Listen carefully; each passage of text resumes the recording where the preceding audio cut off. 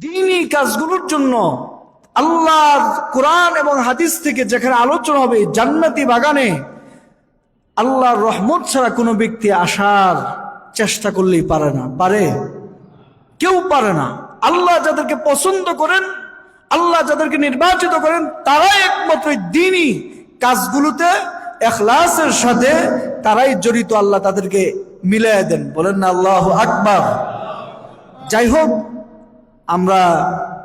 আমি একটা ছোট্ট একটা সূরা তেলাওয়াত করছি, সকলে এটা পারেন না, তার মানে আমার ওয়াজ আপনারা সবাই জানেন। আমি যেই ছোট্ট সূরা তেলাওয়াত করছি সকলেই পারেন। আমি আয়াতের মাঝখানের দ্বিতীয় যে আয়াতটা, এটার লাস্টের শব্দটা নিয়ে কিছু কথা বলবো। আল্লাহ তাআলা বলতেছেন, ইন্না আ'তাইনাকাল কাউসার। আল্লাহ তাআলা তার দুস্থ, তার হাবিব মুহাম্মদ সাল্লাল্লাহু আলাইহি ওয়াসাল্লাম তিনাকে আয়াতের শুরুতে সুসংবাদ দিলেন, ও আমার দুস্থ, ও আমার হাবিব, আমি আল্লাহ তাআলা আপনাকে কাউসারের মালিকানা দিয়ে দিলাম। সুবহানাল্লাহ। এই কাউসারের পুরোপুরি মালিকানা, পুরোপুরি কর্তৃত্ব আমি আল্লাহ স্বয়ং, আপনি নবী, আপনি আমার দুস্থ, আপনি আমার হাবিব, আপনার হাতে আমি দিয়ে দিলাম। সুবহানাল্লাহ। এটা একটা সুসংবাদ। এখন আবার আল্লাহ তাআলা পরায়াতে আবার বলতেছে, কাউসার তারা পাবে যারা দুইটা কাজ করবে। সুবহানাল্লাহ কয় না? কাউসার আল্লাহ তাদেরকে দান করবে যারা দুইটা কাজ করবে। ওই দুইটা কাজ আমরা করবো তো ইনশাআল্লাহ। সূরাটা কিন্তু সূরাটা একবারে ছোট্ট সূরা। আল্লাহ দ্বিতীয়তে বলতেছেন, ইন্না আ'তাইনাকাল কাউসার ফাসাল্লি লিরাব্বিকা ওয়ানহার। ফাসাল্লি রাব্বিক, কাউসার আমি আল্লাহ তাদেরকে দান করব যারা ফাসাল্লি রাব্বিক, যারা দয়াময় রবের জন্য, আল্লাহ তাআলাকে খুশি করার জন্য নামাজ আদায় করে। বলেন না আল্লাহু আকবার। কি আদায় করে? নামাজ আদায় করে। ইতমিনানের সাথে, গুরুত্বের সাথে, মুহাব্বতের সাথে যারা নামাজ আদায় করে, নামাজের ভিতরে খুশু থাকে, নামাজের ভিতরে আসার পর তার দোকান পাট, বাড়ি গাড়ি, ব্যাংক ব্যালেন্স সব কিছু ভুলে একমাত্র আল্লাহকে খুশি করার জন্য যেই ব্যক্তি নামাজ আদায় করে, ওই ব্যক্তিকে ব্যাপারেই আল্লাহ তাআলা জানায় দিতেছেন, যারা নামাজ পড়বে তাদেরকে কাউসার দান করা হবে। সুবহানাল্লাহ। এরপর আয়াত, ফাসাল্লি রাব্বিকা ওয়ানহার। ওয়ানহার মানে দ্বিতীয় নাম্বার গুণটা হচ্ছে, দ্বিতীয় নাম্বার কাজটা হচ্ছে ওয়ানহার, কুরবানি করতে হবে। কি করতে হবে? আরো জোরে কয় না, কি করতে হবে? কুরবানি করতে হবে। সেই কুরবানি শুধু আমাদের সামনে ঈদুল আজহার আসতেছে, কুরবানি কথা বললে আমরা বুঝি ঈদুল আজহারের কুরবানি, ঠিক না? এটা আমরা সকলেই বুঝি, কিন্তু আল্লাহ তাআলা এখানে অন্য কিছু টার্গেট করেছেন, ওটাও আছে। আমার এই ওয়ানহার শব্দ নিয়ে আজকে আমার আলোচনা। আল্লাহ তাআলা বলছে ওয়ানহার মানে তোমাদেরকে কুরবানি করতে হবে। সেই কুরবানিটা কি? জীবনের প্রত্যেকটা পাটে পাটে, প্রত্যেকটা বাঁকে বাঁকে যখনই তোমার সামনে আল্লাহ এবং তার রাসূলের বিধান আসবে, সেই বিধানটা তোমার ক্ষুদ্র জ্ঞানে ধরুক অথবা না ধরুক, আল্লাহর বিধানের সামনে তোমার মাথা নত করে দিয়ে আল্লাহর বিধানের সামনে তোমার সারেন্ডার করার নামই কুরবানি। সুবহানাল্লাহ। কি করার নাম কুরবানি? আল্লাহর বিধানের সামনে মাথাকে সারেন্ডার করার নামই কুরবানি। এই জন্য আমরা কুরবানি করবো তো ইনশাআল্লাহ। সেই কুরবানি কিন্তু শুধু ঈদুল আজহারে না, সেই কুরবানি জীবনের প্রত্যেকটা ক্ষেত্রে। যখন আমার সামনে একটা কষ্টের বিষয় এসে গেল, আল্লাহ আমাকে কোনো একটা পরীক্ষায় ফেলাই দিল, তখন আমাকে সবর করতে হবে। সবর করে আলহামদুলিল্লাহ বলতে পারলেই আপনি একটা কুরবানি করলেন। আল্লাহু আকবার। আমরা কার প্রশংসা করতেছি? আল্লাহর প্রশংসা করতেছি। যেই রবের, এমন একজন দয়াময় রব যার প্রশংসা আমরা একবার করলে আল্লাহ তাআলা তার বান্দার প্রশংসা 1000 বার করেন। আল্লাহু আকবার। এমন একজন দয়াময় রবকে আমরা পেয়ে খুশি না বেজার? যদি খুশি হয়ে থেকে একটু আওয়াজ দিয়ে বলেন আল্লাহু আকবার। এই যে আমরা আল্লাহকে ডাকতেছি, এই মুহূর্তেও আপনি আমার মালিক আল্লাহ রাব্বুল আলামিন ফেরেশতাদের সামনেও বলতেছে, এই ফেরেশতা, তোমরা বলেছে মানুষ বানায় না, দেখো আমার কিছু বান্দা, আমার কিছু মুখলিস বান্দা, আমি আল্লাহকে আপন করার জন্য, আমি আল্লাহকে দয়াময়, আমি আল্লাহকে মুহাব্বত করে বিদায়, আমি আল্লাহর জাহান্নামকে ভয় পাই বিদায়, আমি আল্লাহর জন্য যে তাকে মরতে হবে এই কথা স্মরণ করে সব কিছু ফালাইয়া জীবনের দামি মূল্যবান হায়াতকে পুঁজি বানায়া আমি আল্লাহর জন্য মসজিদে বসে আছি। সুবহানাল্লাহ কয় না? আপনি যেমন আল্লাহর প্রশংসা করতেছেন, আমার মালিক আল্লাহ আপনার জন্য গর্ব করতেছে ফেরেশতাদের সামনে। খুশি না বেজা? এই জন্য বাবা আল্লাহ রাব্বুল আলামিন বলতেছেন, ইন্না আ'তাইনাকাল কাউসার, আমি আল্লাহ রাব্বুল আলামিন আমার দোস্ত আমার হাবিব মুহাম্মদ সাল্লাল্লাহু আলাইহি ওয়াসাল্লামকে এই কাউসারের মালিকানা আমি আল্লাহ স্বয়ং পরিপূর্ণ দিয়ে দিলাম। সুবহানাল্লাহ। এই বাবা আল্লাহর পয়গম্বর মুহাম্মদ আরবি সাল্লাল্লাহু আলাইহি ওয়াসাল্লাম মেরাজে গেলেন, যাওয়ার পর জান্নাত জাহান্নাম সব কিছু আল্লাহ তাআলা জিবরাইলের মাধ্যমে ঘুরে ঘুরে দেখাইলো। দেখানোর পর যায় দেখে সুন্দর একটা ঘর, ওই ঘরটার ভিতরে তালা মারা। আল্লাহর পয়গম্বর জিবরাইলকে ডাকতে বলতেছে, জিবরাইল সব কিছু আমাকে দেখাইলা ঘুরে ঘুরে, এই যে একটা ঘর, এই ঘরটা তালা মারার চাবি কোথায় পাওয়া যাবে? আল্লাহর পয়গম্বর যখন এই কথা বলেছে, জিবরাইল আলাইহিস সালাম ডাকতে বলতেছে, ও পয়গম্বর, এই ঘরের চাবি তো যেই ব্যক্তি বেশি বেশি দুনিয়ার জমিনে বিসমিল্লাহ পড়বে, আল্লাহর কোরআনের ওই আয়াতটা এই ঘরের চাবি। বলেন না সুবহানাল্লাহ? আবার আল্লাহর পয়গম্বর মুহাম্মদ সাল্লাল্লাহু আলাইহি ওয়াসাল্লাম বিসমিল্লাহ পড়ে ঘরটার তালাটা ধরতে দেরি, ওই তালাটা খুলে দেখে ওটার ভিতরে আল্লাহ তাআলা আবে কাউসারের পানি রেখে দিয়েছে। সুবহানাল্লাহ। এই বাবা, ওই কাউসারের পানি যদি কিয়ামতের ময়দানে কোন ব্যক্তি এক পেয়ালা পান করতে পারে, ওই ব্যক্তি আল্লাহ তাআলা কোরআনের ভিতরে বলেন খামসিনা আলফা সানা, কিয়ামতের ময়দানে যেদিন আল্লাহ তাআলা হাসর মাঠ কায়েম করবে, ওই দিনটা হবে 50,000 বছরের সমান একটা দিন। আল্লাহু আকবার!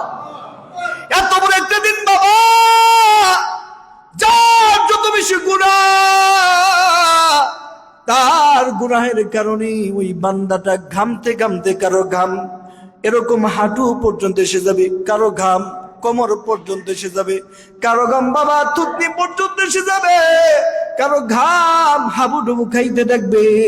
যার যত গুনাহ তার তত ঘামতে থাকবে, একটা সময় তার জিহ্বাটাও ঝুলে পড়বে বাবা। এই বাবা, আল্লাহ রাব্বুল আলামিন ওই মুহূর্তে এই যে সূর্য দেখেন এত উপর থেকে তাপ দেয়, ওই সূর্যটা থেকে বান্দার মাথার আদাত উপরে এনে দিবে, সূর্য তাপ দিবে, শরীরে ঘামতে থাকবে। একটা সময় বান্দার মাথার মগজটা টস টস করে গলতে থাকবে, বান্দার জিহ্বাটা ঝুলে পড়বে। বান্দা ওই সময় পানি পানি চিৎকার মারবে বাবা। ওই দিন তোমার বাবা তোমাকে পরিচয় দিবে না গো, ওই দিন তোমার গর্ভধারিণী মা তোমাকে পরিচয় দিবে না, ওই দিন তোমার ভাই তোমাকে পরিচয় দিবে না। যদি তুমি দুনিয়ার জমিনে আমার পয়গম্বর, আমার মায়া নবী রাহমাতাল লিল আলামিনের সুন্নাত অনুযায়ী জীবন যাপন করো, আমার মায়া নবীর হাতে যদি কোন ব্যক্তি এক ডুব, এক পেয়ালা আবে কাউসারের পানি পান করতে পারে, তাহলে জান্নাতে ঢুকার আগ পর্যন্ত তার আর কানো পানি পিপাসা লাগবে না। আল্লাহু আকবার। এই জন্য বাবা আল্লাহ বলতেছেন ফাসল্লি রাব্বিক, আমি আল্লাহ রাব্বুল আলামিন আমার দোস্তকে কাউসার দান করছি, আমার দোস্ত তাদেরকে কাউসার পান করাবে। তারা কারা? যারা নামাজ পড়বে এবং কুরবানি করবে। এই বাবা, কুরবানিটা কোথায় থেকে আসলো? হযরত ইব্রাহিম আলাইহিস সালাতু ওয়াস সালামের বয়স যখন তিনার বয়স 80 বছর হয়ে গেল, 80 বছর পর্যন্ত এখান থেকে একটা মাসআলা ভালো করে শুনেন, ইব্রাহিম আলাইহিস সালাতু ওয়াস সালাম সন্তানের জন্য 1 বছর দোয়া করে নাই বাবা, 2 বছর করে নাই, 10 বছর করে নাই, 20 বছর করে নাই, 30 বছর করে নাই, 50 বছর করে নাই, 60 বছর করে নাই, 70 বছর করে নাই, 80 বছর পর্যন্ত দোয়া করেছে। বলেছে রব্বি হাবিলি মিনাস সালিহিন, ও আমার মালিক আল্লাহ আমাকে একটা নেককার সন্তান দান করে দাও, এমন সন্তান দাও যেই সন্তানটা সহনশীল, ধৈর্যশীল, যেই সন্তানটা আমি বাবার জন্য দুনিয়া এবং আখিরাতের জন্য কল্যাণকর হবে। বলেন না আল্লাহু আকবার। এই বাবা, আপনার আমি সন্তান চাই আল্লাহর কাছে, সন্তান চাওয়ার পূর্বেই নিয়ত করি আমার যদি একটা সন্তান হয় ডাক্তার বানাবো, আমার যদি একটা সন্তান হয় ইঞ্জিনিয়ার বানাবো, আমার যদি একটা সন্তান হয় আমি এসপি বানাবো, আমার একটা সন্তানের ডিসি বানাবো, আমার একটা সন্তানের পাইলট বানাবো, আমার একটা সন্তান হইলে এমপি বানাবো, নেতা বানাবো। কিন্তু আপনার জাতির পিতা ইব্রাহিম আলাইহিস সালাতু ওয়াস সালাম দুনিয়াবাসীদেরকে শিখিয়ে দিল, তোমরা যদি সন্তান চাও আল্লাহর কাছে ছেলে চাও অথবা মেয়ে চাও, যেটাই চাও সহনশীল, ধৈর্যশীল, নেককার একটা সন্তান চাই। ও কথা বলেন ঠিক কিনা? এই বাবা, নেককার সন্তান যদি পুলিশ অফিসার হয়, ওই পুলিশ অফিসার দ্বারা ঘুষ চলবে না, সুদ চলবে না। কথা বলেন ঠিক কিনা? ওই নেককার সন্তান যদি ভালো একটা এমপি হয়, ওই এমপির দ্বারা এলাকা উন্নতি হবে, এলাকার ক্ষতি হবে না। ওই নেককার সন্তান যদি ডিসি হয়, তাহলে তার দ্বারা ক্ষতি হবে না। এই জন্য আমরা সব সময় আল্লাহর কাছে নেককার সন্তান চাইবো তো ইনশাআল্লাহ। কি কোন চাইবো তো ইনশাআল্লাহ? ইব্রাহিম পয়গম্বর আলাইহিস সালাম 1 বছর না 2 বছর না 80 বছর পর্যন্ত দোয়া করার পর আল্লাহ তাআলা 80 বছর তার দোয়াটা কবুল করলেন। করার পর সাথে সাথে আল্লাহ তাআলা তার দোস্ত, তার খলিলকে সুসংবাদ দিলেন, ফাবাশশারনাহু বিগুলামিন হালিম। ও আমার দোস্ত খলিল, সুসংবাদ গ্রহণ করো, আমি আল্লাহ রাব্বুল আলামিন তোমাকে একটা সহনশীল, ধৈর্যশীল, নেককার সন্তান দান করব। আল্লাহু আকবার। যখন নেককার সন্তান 80 বছর পাইলো, পাওয়ার পর তার যে প্রথম স্ত্রী হাজেরা আলাইহিস সালাম, সে তখন দেখলো ইব্রাহিম আলাইহিস সালাম প্রথম স্ত্রীর সন্তান হয়েছে, দ্বিতীয় স্ত্রীর সন্তান হয়েছে, খালি ওই স্ত্রীর কাছে যা সন্তানের মায়া বেশি, হাজেরা আলাইহিস সালামের প্রতি বেশি মায়া, অথচ সারা তার প্রথম স্ত্রী একটু মায়াটা কমছে। তখন সে তো সতীন একটু হিংসা করতে শুরু করলো। আর একদিক দিয়ে আল্লাহ তাআলা বলল, ইব্রাহিম তোমার স্ত্রী এবং সন্তানকে জনমানবহীন এলাকাতে তাকে বনবাস রেখে আসো। মাত্র 80 বছর পর্যন্ত দোয়া করেছে, এই সন্তান পাইতে আল্লাহ বলল কি, জনমানবহীন এলাকাতে তাকে ভূমিতে নির্বাস দিয়ে আসো। ইব্রাহিম আলাইহিস সালাম, আমি কথা একবার শর্টে নিয়ে যাচ্ছি, ইব্রাহিম আলাইহিস সালাম তার সন্তান, কুলের সন্তান ইসমাইল আলাইহিস সালাম তার স্ত্রী হাজারাকে সহ মাত্র কয়েক মগজ পানি, কিছু খেজুর নিয়ে উটের পিঠে করে শুরু করলেন সেই সিরিয়া থেকে বর্তমান যেখানে বাইতুল্লাহ, ওখানে আসলেন।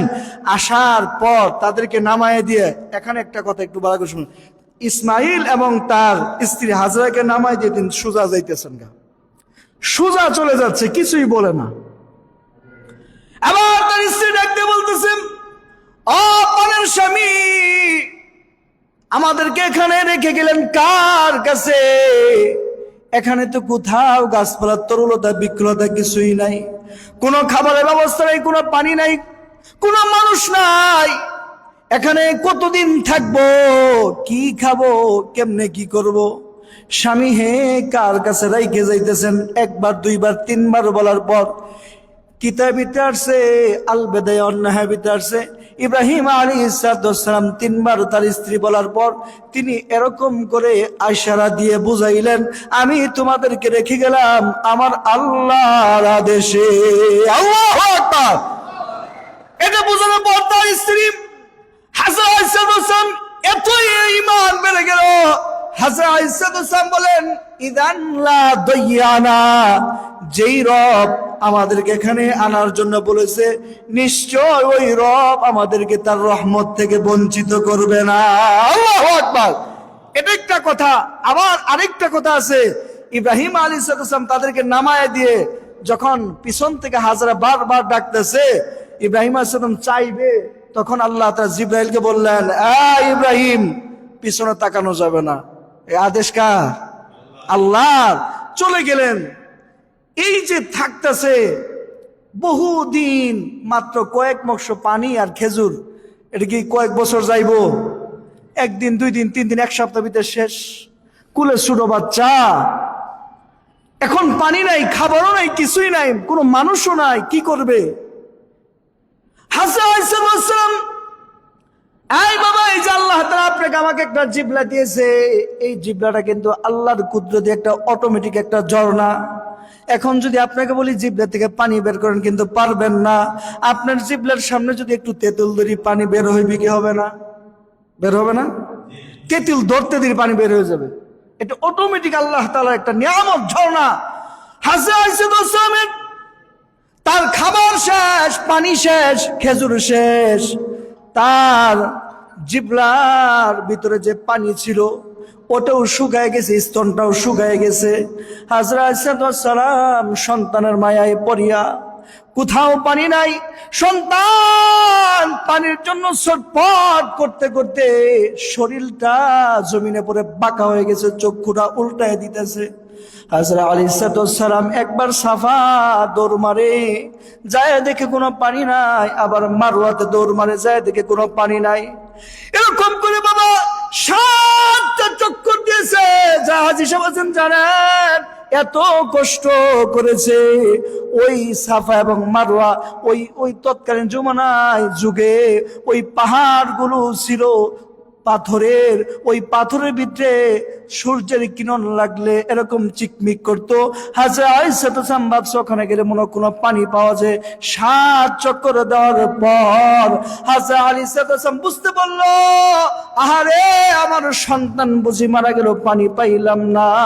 ওই 7 চক্করের প্রয়োজন আসছে। আয়েশা দেখে হযরত আয়েশা সন্তান ইসমাইল পানির জন্য ছটফট করতে করতে পার গোড়ালি দিয়ে আঘাত করছে। ওই আঘাতের গোড়ালি থেকে আল্লাহ রাব্বুল আলামিন জিবরাইলকে পাঠিয়ে দিয়ে ওখান থেকে একটা পানির ফোয়ারা তুলে দিয়েছে। আল্লাহু আকবার। পানির ঝর্ণা নাহার জারি করে দিয়েছে। জারি হওয়ার পর হযরত সালাম মনে মনে ভাবছে পানিটা শুকায় যাবে, একটা বাদ দিয়েছে। আবার আরেক কিতাবে আসছে হযরত সালাম বলছে জমজম, জমজম মানে থাম। এই জমজম যদি হযরত সালাম ওইদিন না বলতো, যদি বাদ না দিত, এই পানি দিয়ে গোটা পৃথিবী আল্লাহ তাআলা প্লাবন বানায় দিত। আল্লাহু আকবার। এই জন্য বাবা ওখানে এক পরীক্ষা দিল। আবার এই সন্তান বড় হওয়ার পর যখন বালেগ হয়েছে, কেউ কেউ বলেছে 12 বছর, কেউ কেউ বলেছে 8 বছর, আল্লাহ তাআলা আবার ইব্রাহিম আলাইহিস সালামকে সে সিরিয়াতে তাকে বলল, ইব্রাহিম তোমার প্রভুর জন্য তোমার সবচেয়ে প্রিয় বস্তুকে আল্লাহর জন্য কুরবানি করো। ইব্রাহিম আলাইহিস সালাম অনেক লম্বা ইতিহাস। একদিন 100 উট কুরবানি করলাম, দ্বিতীয় দিন আবার স্বপ্ন দেখে ইব্রাহিম তোমার প্রভুর জন্য প্রিয় বস্তু কোনো, আবার দ্বিতীয় দিন 100 উট কুরবানি করলেন, তৃতীয় দিনে 100 উট কুরবানি করলেন, চতুর্থ দিন বললেন তোমার সবচেয়ে বেশি নিকটবর্তী, সবচেয়ে বেশি প্রিয় বস্তু কোনটা, ওটা আল্লাহর জন্য কুরবানি করো। ইব্রাহিম আলাইহিস সালাম বুঝতে পারলো আমার তো সবচেয়ে বেশি প্রিয় আমার কলিজার টুকরা ইসমাইল, অথবা এটিকে আল্লাহ তাআলা চাইছে।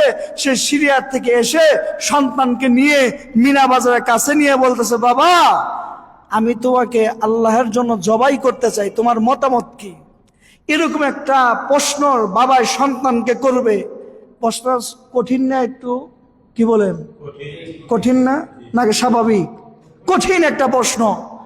ইব্রাহিম আলাইহিস সালাম সন্তানকে করেই ফেলেছে। সন্তান কি বলছে জানেন? বলছে, বাবা তোমাকে যেই দয়াময় রব যেই আদেশ করেছে, ওই আদেশ তুমি অতি দ্রুত বাস্তবায়ন করো। আল্লাহু আকবার। কেমন সন্তান, কেমন বাবা, যখন ইব্রাহিম আলাইহিস সালাম তার সন্তানকে শোয়াইছে, আমি একেবারে সংক্ষেপ করে ফেললাম, শোয়ানোর পর ছুরি চালায় কিন্তু ছুরি কাটে না। ছুরি চালাইতেছে ইসমাইলের গলায়, ছুরি কাটে না। একবার চালাইছে, দুইবার চালাইছে, তৃতীয়বার লাস্টে রাগে তিনি একটা এই ছুরি দিয়ে পাথর আঘাত করছে, পাথর দ্বিগুণিত হয়ে গেছে। আল্লাহু আকবার। আল্লাহ তাআলা ছুরিকে বলে দিছে ইসমাইলের একটা পশমও কাটা যাবে না। চতুর্থবার জিবরাইলের মাধ্যমে জান্নাত থেকে একটা দুম্বা এনে ইসমাইল আলাইহিস সালামকে সরায় দিয়ে দিছে। বিসমিল্লাহ আল্লাহু আকবার করে ইব্রাহিম আলাইহিস সালাম জবাই করছে, গড়গড় করে রক্ত বের হয়ে গেছে। ইব্রাহিম আলাইহিস সালাম তিনি শুকর করছে আলহামদুলিল্লাহ, করেই চক্ষু খুলে দেখে পাশে সন্তান দাঁড়ায় আছে। আল্লাহু আকবার। ইব্রাহিম আলাইহিস সালাম বুঝতে পারলো যে আমার সন্তানকে আল্লাহ তাআলা আমাকে দিয়েছে, আলহামদুলিল্লাহ। অবশ্যই আরেকটা জন্তু এখানে ছটফট করতেছে, আমি চিনি না, হয়তোবা এখানে আল্লাহর কোন ফেরেশতা আছে। পরে দেখে ডান বাম পাশেই দেখে জিবরাইল। জিবরাইল বলতেছে, ও আল্লাহর পয়গম্বর, আপনাকে যেই স্বপ্নে যে আদেশ করেছিল আল্লাহ তাআলা, কত সত্তা কত রুকিয়া আপনারা বাস্তবায়ন করেছেন। যান, এই যে পশু জবাই করছেন এটা আল্লাহর পক্ষ থেকে পুরস্কার। এই পশু নিয়ে আপনি আপনার স্ত্রী সকলে মিলে আনন্দ করে আজকে আনন্দ উপভোগ করেন। আল্লাহু আকবার। এখান থেকে বোঝা গেল আমাদের কুরবানি করতে হবে একটু প্রিয় বস্তু। আমরা যেই জিনিসটা কুরবানি করবো এটা 2-1 দিন আগে কিনবো, কেনার পর একটু মুহাব্বত লাগাবো, এটা খাবার দাবার খাওয়ায় একটু মোটা তাজা করে মুহাব্বত করে কুরবানি করবো তো ইনশাল্লাহ। আল্লাহর জন্য নামাজ পড়তে হবে 1 নাম্বার, 2 নাম্বার কুরবানি। এই 2টা কাজ যদি আমরা করতে পারি আল্লাহ আমাদেরকে কি দিবে? আবে কাউসারে পানি পান করার সুযোগ দিবে। আমরা কাউসারে পানি পান করবো তো ইনশাল্লাহ। আল্লাহ তাআলা আমাদের সকলকেই নামাজ পড়া তৌফিক দান করুক, বলেন আল্লাহুম্মা আমিন। এবং কুরবানি করা তৌফিক দান করুক, বলেন আল্লাহুম্মা আমিন। আলোচনা শেষ, এখন একটু দোয়া করব। যাই হোক, আপনাদের মসজিদের ইমাম সাহেব এবং মসজিদ কমিটি যারা মুসল্লি আছেন, যারা কষ্ট করেছেন, আমি মনে করি আপনাদের মসজিদের ইমাম সাহেব অত্যন্ত ভালো একটা কাজ করেছে। ভালো করেছে না?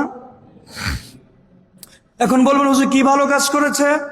নিচে লেখা আছে, দেন সকল মৃত ব্যক্তির রুহের মাগফিরাত কামনায় আজকে ওয়াজ মাহফিল। অনেকেরই মা নাই, অনেকেরই বাবা নাই, অনেকেরই ভাই নাই, অনেকেরই বোন নাই, অনেকেরই সন্তান চলে গেছে। তাদের জন্য দোয়ার আয়োজন করা এটা আপনাদের প্রয়োজন ছিল না? কথা বলে না, ছিল না? আপনাদের প্রয়োজন ছিল, কিন্তু আপনাদের পক্ষ ইমাম সাহেব করছে, এটা তাকে বাহবা দেওয়া দরকার আছে না? এটা ভালো কাজ করছে না? এটা আপনাদের পক্ষ, এই যে আপনাদের মার জন্য, বাবার জন্য, আপনার কেউ বোন নাই, কেউ বোনের জন্য, কেউ সন্তানের জন্য এত সুন্দর একটা আয়োজন করলো। এই জন্য আপনারা সকলেই আপনাদের মসজিদ ইমাম সাহেবকে মোহাব্বত করবেন, তার জন্য দোয়া করবেন দিল খুলে। আল্লাহ যেন তাকে দীর্ঘ নেক হায়াত দারাজ করেন এবং তার খেদমতকে যেন আল্লাহ তাআলা সারা বিশ্বময় কবুল করেন। আর মসজিদ কমিটি মুসল্লি যারা আছেন, আল্লাহ তাআলা যা কষ্ট করেছে সকলের কষ্ট, মেহনত, পরিশ্রমকে আল্লাহ তাআলা কিয়ামতের ময়দানে এটাকে ওসিলা বানায়, নাজাতের জরিয়া বানায় দেয়, বলেন আল্লাহুম্মা আমিন। এবং আপনাদের এলাকাতে যত ময় মুরব্বীরা পূর্বপুরুষরা অন্ধকার কবরে শাহিত, আল্লাহ তাআলা যেন আজকের এই মাহফিল ওসিলায় তাদের কবরটা রিয়াজুল জান্নাত বানায় দেন, বলেন আল্লাহুম্মা আমিন। কিছুক্ষণ আগে এই যে ভাই বলেছেন তার এক আত্মীয় আইসিইউতে ভর্তি আছে, আপনার কি লাগে?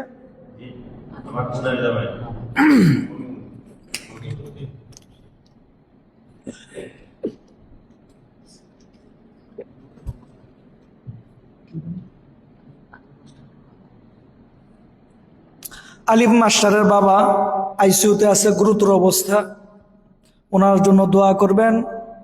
আর অনেক মা বোনরা আছে, তারাও আসছে, তাদের জন্য দোয়া করবেন। আল্লাহ তাআলা যেন আমার মা বোনদেরকে মাফ করে দিয়ে তাদেরকে হযরত খাদিজাতুল কুবরা রাদিয়াল্লাহু তাআলা আনহার মতো কবুল আর মঞ্জুর করে নেন, বলেন আল্লাহুম্মা আমিন। যে যুবক ভাইয়েরা কষ্ট মেহনত করেছে, আল্লাহ তাআলা যেন তাদেরকে কবুল আর মঞ্জুর করে নেন। আল্লাহ তাআলা যেন এই মাহফিল ওসিলায় এই এলাকাবাসী সকলকে মাফ করে দেন, বলেন আল্লাহুম্মা আমিন। সকলেই আউযু বিল্লাহি বিসমিল্লাহ সহ সূরা ফাতিহা একবার পড়ি, সূরা ইখলাস 3 বার পড়ি। আউযু বিল্লাহি মিনাশ শাইতানির রাজীম, বিসমিল্লাহির রহমানির রহিম।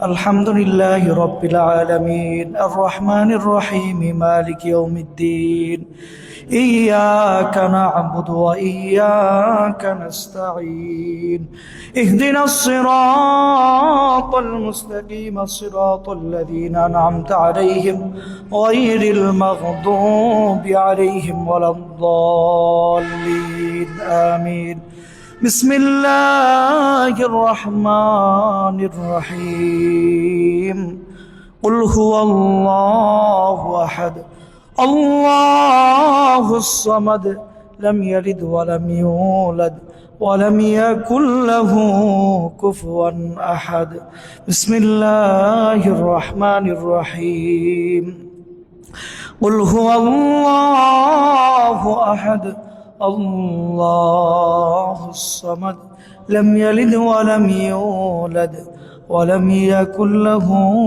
كفوا أحد بسم الله الرحمن الرحيم قل هو الله أحد الله الصمد لم يلد ولم يولد ولم يكن له كفوا أحد شكر درشي بري اللهم صل على محمد وعلى آل محمد كما صليت على إبراهيم وعلى آل إبراهيم إنك حميد مجيد اللهم بارك على محمد وعلى آل محمد كما باركت على إبراهيم وعلى آل إبراهيم إنك حميد مجيد الحمد لله আমরা সকলের জন্য দোয়া করব। বিশেষ করে আমাদের পার্শ্ববর্তী দেশ ভারতে আমাদের মা বোন মুসলমান ভাইদের ওপর প্রচুর নির্যাতন চলতেছে, নিপীড়ন চলতেছে। আমাদের ওই নির্যাতিত মজলুম ভাই মা বোনদের জন্য, ভাইদের জন্য দোয়া করব। কাশ্মীর আরাকান মুসলমানদের জন্য দোয়া করব, গাজাবাসী মুসলমানদের জন্য দোয়া করব, ফিলিস্তিনি মুসলমানদের দোয়া করব। অর্থাৎ সারা বিশ্বে যত জায়গায় নির্যাতিত নিপীড়িত মুসলমান আছে তাদের জন্য আমরা দোয়া করবো তো ইনশাল্লাহ। আর এরকম ইস্তাহি মাহফিল মাঝে মধ্যে আপনারা করবেন তো ইনশাল্লাহ। আপনারা সকলে মিলে ইমাম সাহেবদেরকে নিয়ে এরকম করে একটা মাঝে মধ্যেই দোয়ার মাহফিল আয়োজন করবেন তো ইনশাল্লাহ। আল্লাহ তাআলা আমাদের সকলকেই, এই যে মসজিদের মুয়াজ্জিন সাহেব উনি দোয়া চেয়েছে খাস করে, আল্লাহ তাআলা যেন উনি আল্লাহর ঘরের মুয়াজ্জিন সাহেবের কিন্তু মাকাম ইমাম সাহেবের বেশি, এটা জানেন? এখন কইবেন হুজুর কি কইলেন? হাসরের ময়দানে যারা মুয়াজ্জিন তাদের মাথা সবার উপরে থাকবে। যারা মুয়াজ্জিন মানুষ কবে এত মাথা হুসাকে, সেদিন বলবে সে আল্লাহর ঘরে আল্লাহর জন্য মানুষদেরকে আহ্বান করত। সুবহানাল্লাহ। এই জন্য আল্লাহর ঘরে মুয়াজ্জিন সাহেব উনি দোয়া চেয়েছেন, কি উদ্দেশ্যে চাইছেন? আল্লাহ যেন তার নেক নিয়তকে কবুল করে। বলেন আল্লাহুম্মা আমিন, আল্লাহুম্মা আমিন। ربنا ظلمنا أنفسنا وإن لم تغفر لنا وترحمنا لنكونن من الخاسرين ربنا فاغفر لنا ذنوبنا وكفر عنا سيئاتنا وتوفنا مع الأبرار رب ارحمهما كما ربياني صغيرا اللهم إنا نجعلك في نحورهم ونعوذ بك من شرورهم اللهم حاسبني حسابا يسيرا يا رب العالمين يا أحكم الحاكمين ও আল্লাহ, গভীর রজনীতে বাদ আসর থেকে গভীর রজনী পর্যন্ত আল্লাহ তোমার ঘরে কুরআন ও হাদিস থেকে আলোচনা হয়েছে। আয় আল্লাহ, আখেরি বৈঠকে আমি গুনাহগারকে বসিয়ে দিয়েছি। আল্লাহ গো, এলেম নাই, কালাম নাই, যোগ্যতা নাই, তারপরেও আল্লাহ নির্দেশ পালনার্থে কোরআন থেকে কয়েকটি কথা বলেছি। তোমার কালাম থেকে সূরা ফাতিহা পড়লাম, সূরা ইখলাস পড়লাম, তোমার হাবিবুল্লাহ শানে দুরূদ পড়ে তোমার শাহী দরবারে হাত বাড়িয়ে দিয়েছি।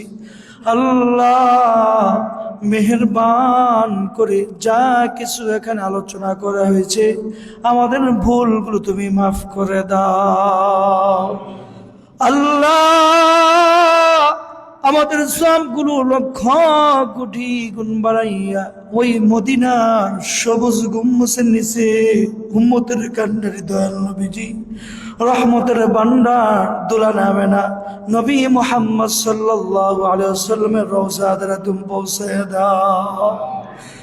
আয় আল্লাহ, তাম বিশ্বের মাটি নিচে যত মুসলিমিন মুসলিমাত অন্ধকার কবরে শহীদ, আল্লাহ গো, সকলের কবরে হাদিয়া গুলো তুমি পৌঁছায় দাও। আল্লাহ গভীর রজনীতে অফিস আদালত সব বন্ধ হয়ে গেছে মাওলা, দুলিয়ার সব কিছু বন্ধ হয়ে গেছে। তোমার বান্দারা তোমাকে ভয় করিয়া, তোমাকে ভালোবেসে, তোমাকে আপন করার জন্য গভীর রজনীতে মসজিদে বসে বসে কোরআন ও হাদিস থেকে আলোচনা শুনেছে। আল্লাহ তোমার শাহী দরবারে বড় আশা লইয়া হাত বাড়াই দিছি মাওলা। জীবনে এত পরিমাণ গুনাহ করেছি, এত পরিমাণ নাফরমানি করেছি আল্লাহ, জ্বলার মতো ক্ষমতা আমাদের কারো নাই আল্লাহ। তোমার জমির উপর চলে তোমার দেওয়া নিয়ামত খাইয়া, তোমার দেওয়া আলো বাতাস গ্রহণ করে আল্লাহ গো, কত নাফরমানি করেছি, কত নামাজ হালাই দোলাই ছেড়ে দিয়েছি, কত মিথ্যা কথা বলেছি আল্লাহ। আল্লাহ কত হারাম খাবার খেয়েছি আল্লাহ। আয় আল্লাহ তওবা করতেছি, আর নামাজ ছাড়বো না আল্লাহ, আর মিথ্যা কথা বলবো না আল্লাহ, আর সুদ ঘুষ লেনদেন করবো না আল্লাহ। আল্লাহ গভীর রজনীতে হাত বাড়াইলাম, মেহেরবান করে আমাদের গুনাহগুলো তুমি মাফ করে দাও। হায় আল্লাহ হাতের গুণা, পায়ের গুণা, জীবনের যৌবনের কল্পনার সমস্ত গুনাহগুলো তুমি মাফ করে দাও।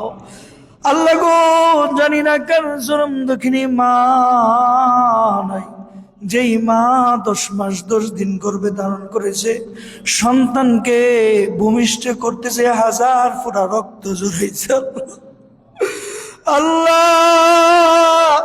এমন মারে কত ভাই নিজ হাতে ওই ঘরের পিছনে বাসে যারা নিচে ঘর বানাই দিছে আল্লাহ।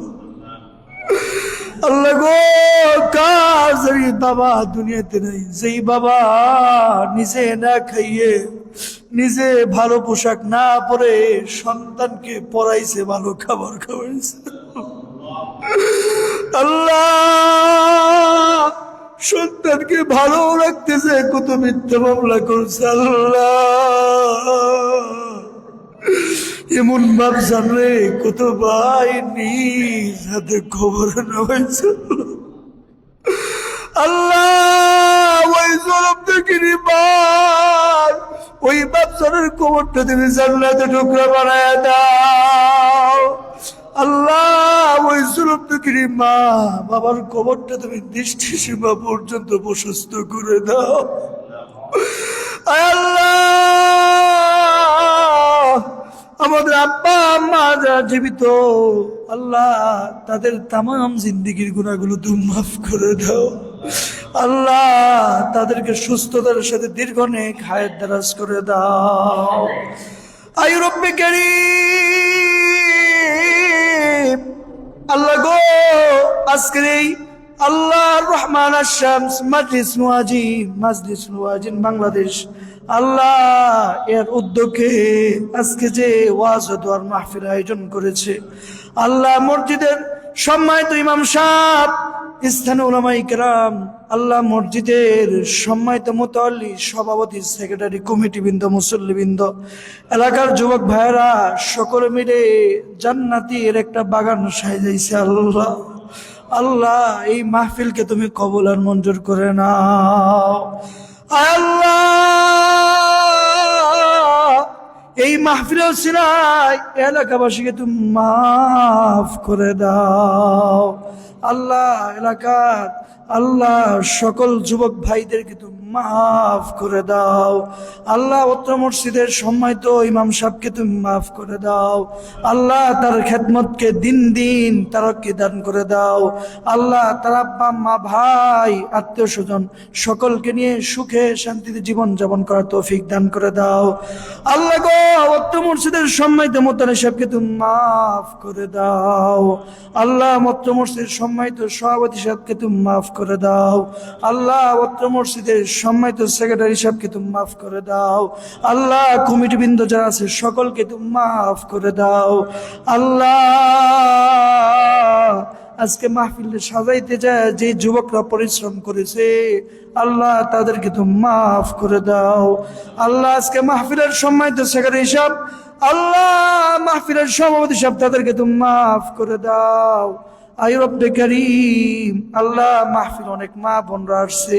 আল্লাহ গো মা বোনরা বড় কষ্ট করে, আল্লাহ তোর মায়ের জাতি, আল্লাহ আমার মা বোনদেরকে তুমি মাফ করে দাও।